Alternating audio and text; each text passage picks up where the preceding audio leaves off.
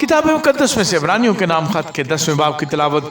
क्योंकि शरीयत जिसमें आइंदा की अच्छी चीज़ों का अक्स है और उन चीज़ों की असली सूरत नहीं, उन एक ही तरह की कुर्बानियों से जो हर साल बिला नागा गुजरानी जाती हैं, पास आने वालों को हरगिज़ कामिल नहीं कर सकती, वरना उनका गुजराना मौकूफ़ ना हो जाता।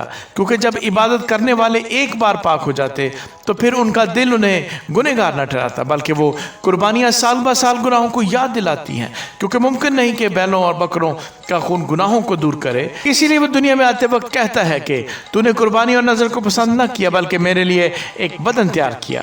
पूरी सौख्तनी कुर्बानियों और गुनाह की कुर्बानियों से तू खुश न हुआ। उस वक्त मैंने कहा कि देख मैं आया हूँ, किताबों के वर्कों में मेरी निस्बत लिखा हुआ है, ताकि ऐ खुदा तेरी मर्जी पूरी करूं।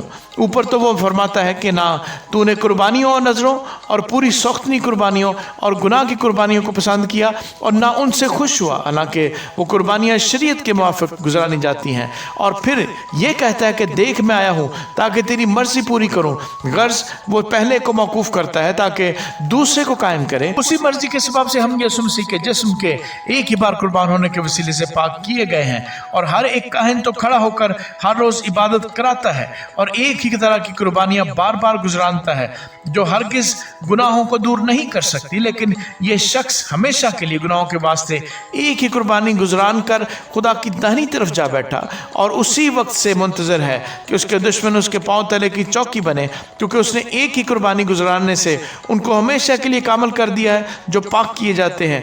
और उल कुद्स भी हमको यही बताता है, क्योंकि ये कहने के बाद कि खुदावंद फरमाता है जो अहद मैं उन दोनों के बाद उनसे बांधूंगा वो ये है कि मैं अपने कानून उनके दिलों पर लिखूंगा और उनके जहन में डालूंगा। फिर वो ये कहता है कि उनके गुनाहों और बेदीनियों को फिर कभी याद ना करूंगा, और जब इनकी माफ़ी हो गई तो फिर गुनाह की कुर्बानी नहीं रही।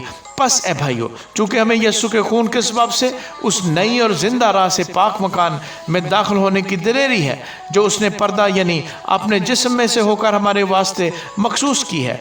तो आओ हम सच्चे दिल और पूरे ईमान के साथ और दिल के इल्ज़ाम को दूर करने के लिए दिलों पर छींटे लेकर और बदन को साफ पानी से धुलवा कर खुदा के पास चलें और अपनी उम्मीद के इकरार को मजबूती से थामे रहें, क्योंकि जिसने वादा किया है वो सच्चा है। और मोहब्बत और नेक कामों की तरगीब देने के लिए एक दूसरे का लिहाज रखें और एक दूसरे के साथ जमा होने से बाज ना आए, जैसा बाज लोगों का दस्तूर है, बल्कि एक दूसरे को नसीहत करें।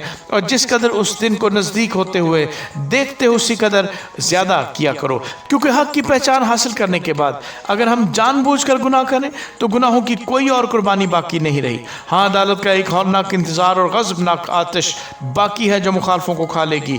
जब मूसा की शरीयत का ना मानने वाला 2 या 3 शख्सों की गवाही से बगैर रहम किए मारा जाता है तो ख्याल करो कि वो शख्स किस कदर ज़्यादा सज़ा के लायक ठहरेगा जिसने खुदा के बेटे को पामाल किया और अहद के खून को जिससे वो पाक हुआ था नापाक जाना और फजल के रूह को बेइज्जत किया, क्योंकि उसे हम जानते हैं जिसने फरमाया कि इंतकाम लेना मेरा काम है, बदला मैं ही दूंगा।